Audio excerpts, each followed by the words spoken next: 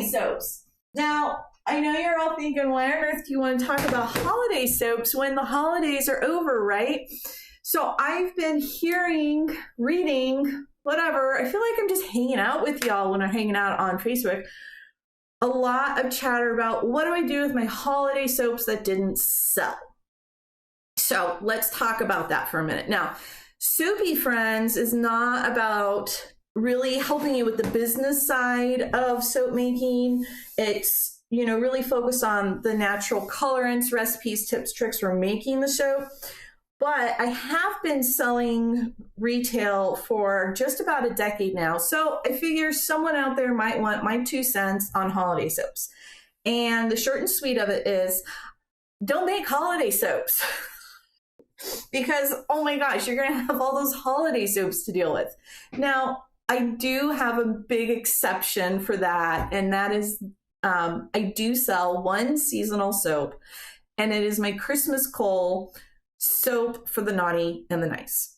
Now, the full recipe for that is up in the rebatching tutorial at soapyfriends.com, so you can grab that. But the reason why I love it to death is because I take all of my scrap, waste, ends, and stuff. You're like, what am I going to do with all this crazy soap from last year? And I rebatch it into lumps of coal. I'll do that like February or March. And then just stick it up in a box up on a tall shelf, and it just sits there and cures for, you know, the rest of the year until it's holiday season, and then it sells out. So that works really, really well.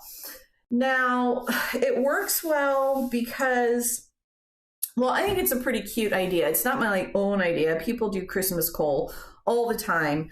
But people are looking for it. There wasn't a lot of marketing education I needed to do around it. So that's the big thing with holiday soaps. If it's a soap you have to work really hard to sell for one day of the year or 1 week of the year or one special event. Now, if you have like this, you know, holiday themed shopping extravaganza that you're going to, and you know 100% every shopper there is going to want very specific holiday themed stuff.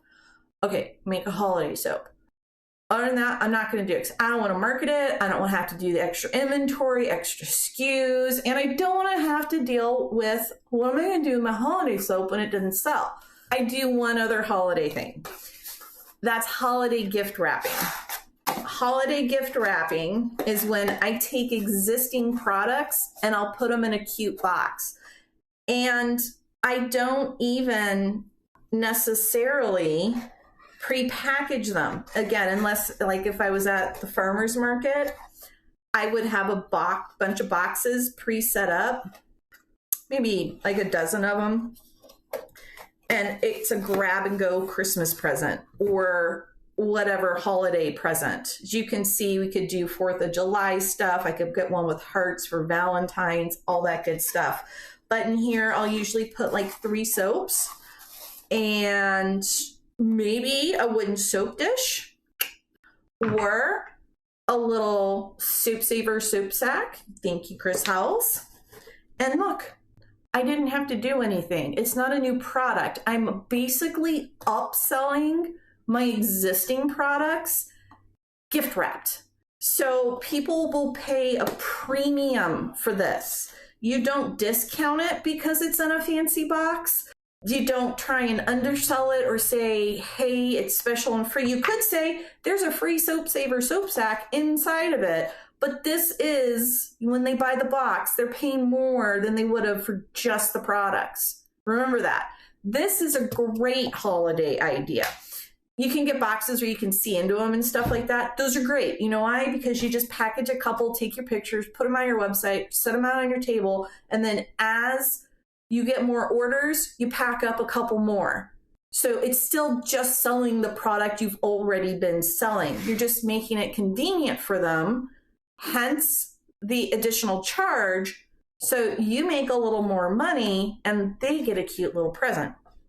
Another thing I do, if you want to have a lower price point, you take a bar of soap, you take these elastic wraps. I think I just got them at Paper Mart. Now I just stretched this one out a bit for the box. But look, bam, I give this as a gift. This is like, if you invite me to your house for dinner, I'm not bringing a glass of wine. Well, a glass, a bottle of wine. Well, maybe I will, but I will also bring you this, a bar of soap with a soap dish and a little ribbon on it. And it's fabulous. Great, cute little gift. Look, it's a holiday product and I didn't make a new soap. So those are my tips on that. But okay, so the question was what to do with all the holiday soaps you already have. Okay, so I say I don't think you should make them, but you could rebatch them. I only like rebatching like end pieces and like the occasional holy bleep, what the heck happened to my soaps?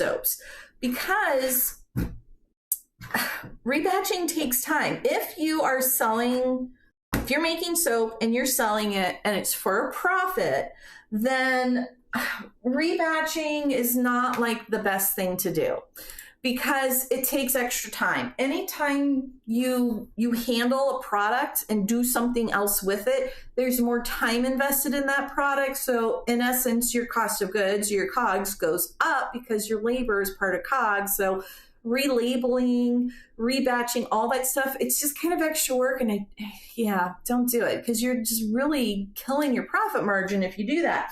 So you could rebatch them. Like, I don't know, maybe if you had like 1 or 2 left over and you didn't want to just like keep them for your personal stash or give them away in some way, go ahead and rebatch them. That does work. If it's a soap, a total flop, you've got a lot of it, consider salting it out if the scent or color turned off and it just, wasn't a good soap for those reasons. But if it's otherwise a perfectly good soap, but it just looks Christmassy or Valentine's-y or St. Patrick's-y or whatever, so you could rebatch it, you could give it away, you could donate it. So if you have a large amount of soap and donate, you can do that as a tax write-off. So that might be a good thing to do with all the Christmas soaps you shouldn't have made.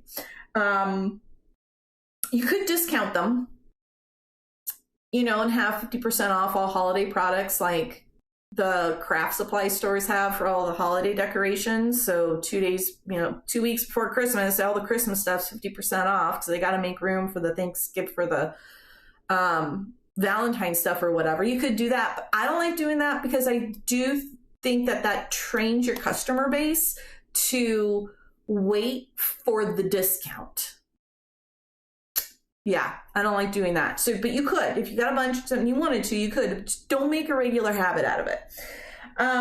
You could repackage them, kind of like with rebatching. It's more work. You got to do something else with it. It's one reason why I love my little gift boxes, because I wouldn't ever have to repackage them. It's just, put a heart ribbon on it instead of a Christmassy ribbon on it or whatnot. But you could repackage them and just call it something else. If it looks super Christmassy, do a Christmas in July thing. Still totally charge full price for them. But do a fun Christmas in July thing. Now, the thing with seasonal soaps, and I talked about it earlier, but I'm going to say it again. It's all about marketing. It's all about how you market your product. I prefer to market and focus my marketing efforts from my retail store on soaps you use every day, because I can do one marketing strategy all year long versus one marketing strategy that has to change every single time for season and reach out to new audiences and all the stuff that comes with marketing makes you go, I just wanted to make soap. So I'm about marketing everyday use. Then when you have all those everyday use people coming and buying from you, you can slip in an upsell of a holiday box or a ribbon around a soap deck, or maybe a once a year seasonal Christmas cull that, whatever it is that you want to do for your one kind of seasonal thing, just makes your marketing life so much easier. So there's my 2 cents on why I don't think you should make Christmas soap. If if you're selling it. If you're making Christmas soap because you want to do all the super fun Christmas stuff because you love Christmas so much and everyone's going to get the coolest, craziest Christmas soap, like Santa's feet upside down, stuck in a chimney that you hand sculpted and you did clay, and it's the most mind-blowingly awesome soap in the entire world, make it, love it, and have fun with it. But I'm not going to spend my time selling that. Now, if you're looking at me going like, what the heck's she talking about? All I do is seasonal soap and I make a killing at it. Yay, you're kicking butt. Keep on keeping on with that. You have an entire business model around seasonal soaps or seasonal whatevers. More power to you. I am like, whoa, you're awesome and amazing for doing that. I don't want to do that. So I don't make seasonal soaps. Ta-da. All right, my soapy friends. Have fun making whatever soaps you love making. Until next week, happy soaping.